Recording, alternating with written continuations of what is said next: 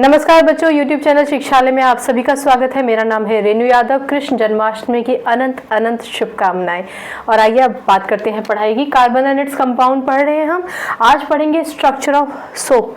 आपको याद है ना कि हमने डिस्कस किया था कि soap is actually a detergent that is सोपी। याद है ना? नहीं याद है तो पुराना लेक्चर प्लीज सुनिए।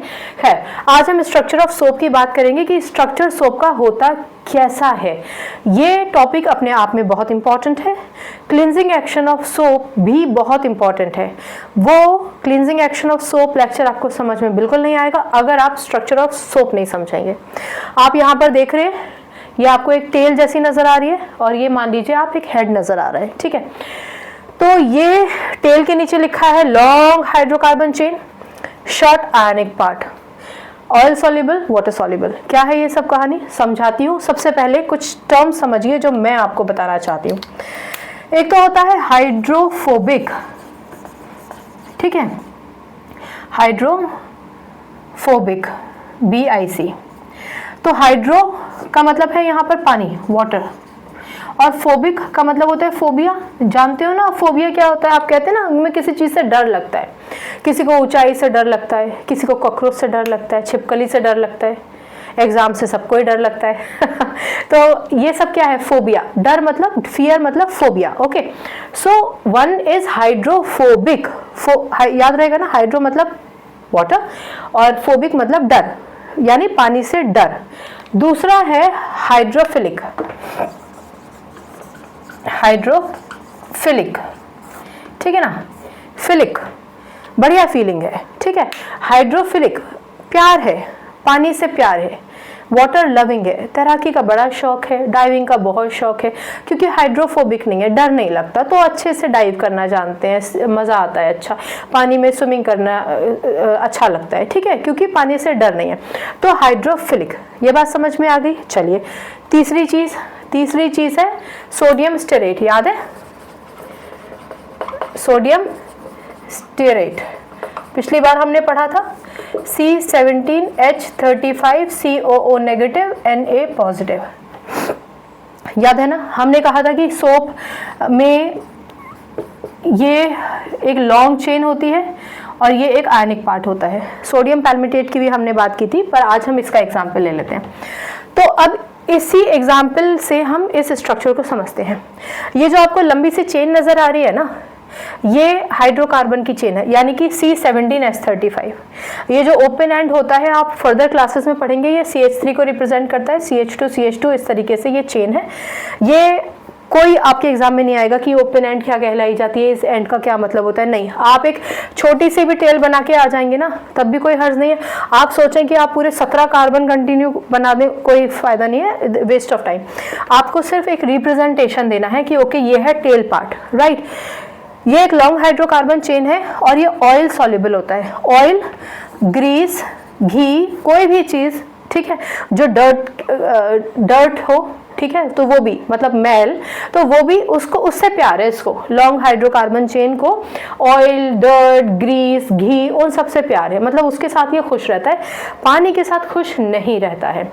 ये जो शॉर्ट आयनिक पार्ट है, आयनिक पार्ट समझ गए? आयनिक का क्या मतलब होता है? आयनिक का मतलब होता है जिसमें आयंस होते हैं। आयंस क्या होते हैं आप पढ़कर आए हैं 9th स्टैंडर्ड में, जिसपे नेगेटिव या फिर पॉजिटिव साइन होता है, जैसे कि COO नेगेटिव, Na पॉजिटिव। तो ये क्या है? ये हो गया आयनिक पार्ट, क्योंकि दोनों के दोनों आयन साथ में आ गए, नेगेटिव पॉजिटिव, कैटायन एनायन, तो ये कहलाया जाएगा आयनिक पार्ट। अब आप देखिए इस फॉर्मूले को, C17H35 ये चेन है, C17H35, COO negative, Na positive, ये है। कुछ किताबों में आपको इस तरीके से भी लिखा मिलेगा कि ये चेन है और यहाँ पे इन्होंने C double bond O negative Na positive दिखा दिया है। अगर ऐसा भी आपको कहीं मिले, आप समझ रहे हैं, अगर इस तरीके का स्ट्रक्चर आपको कहीं मिले जहाँ पर एक प्रॉपर चेन बना रखी है, फिर C double bond O negative, तो ये डबल बॉन्ड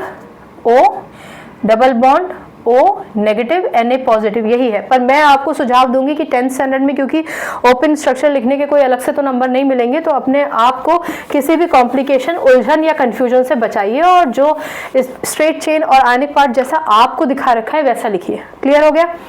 अब समझो ये जो लॉन्ग हाइड्रोकार्बन चेन है, ये है हाइड्रोकार्बन चेन जैसे कि लिखा हुआ है, ये हाइड्रोफोबिक है। हाइड्रोफोबिक को आप वाटर रिपेलिंग भी कह सकते हैं।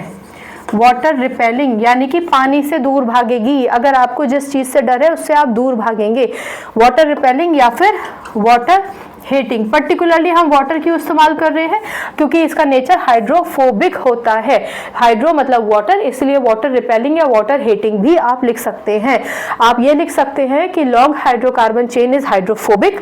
आपको हाइड्रोफोबिक याद नहीं रहता तो आप लिखिए long hydrocarbon chain is water heating या फिर it is water repelling. Short ionic part, short क्यों, क्योंकि ये चेन देखो कितनी लंबी है और ये एक छोटा सा टुकड़ा है, तो ये शॉर्ट आयनिक पार्ट है। ये वाटर सॉल्युबल है। वाटर सॉल्युबल अभी आप पढ़कर आए हैं, यहाँ पे पढ़ा है आपने हाइड्रोफिलिक है, ठीक है, यानी पानी से इसको प्यार है। क्लियर हो गया। तो ये है स्ट्रक्चर ऑफ सोप।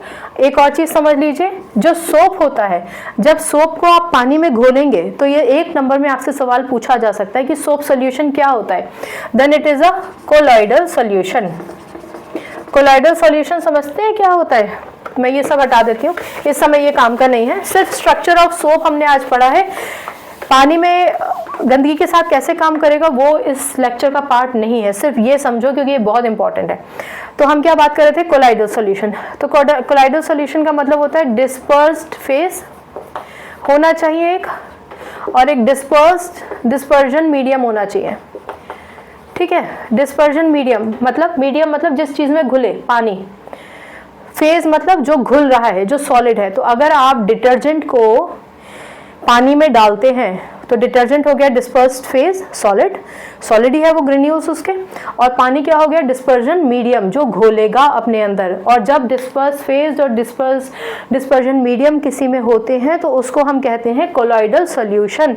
यानी कि सोप, ये जो मैंने स्ट्रक्चर बताया है, सोप का स्ट्रक्चर है।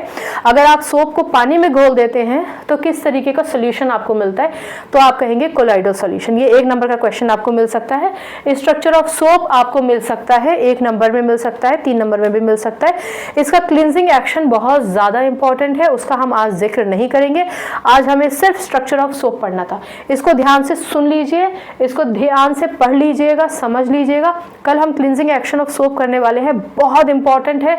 उसमें 3 नंबर का पूरा कोर पूछा जा सकता है और 1 नंबर का भी उसमें एक बहुत बेहतरीन क्वेश्चन आता है। कल बताऊंगी कि क्या होता है, ठीक है। आज के लिए अपना ख्याल रखिए, खुश रहिए, केमिस्ट्री से अपनी केमिस्ट्री अच्छी बनाइए। कोई डाउट है तो प्लीज़ पूछिए। अभी के लिए इतना ही। नमस्कार।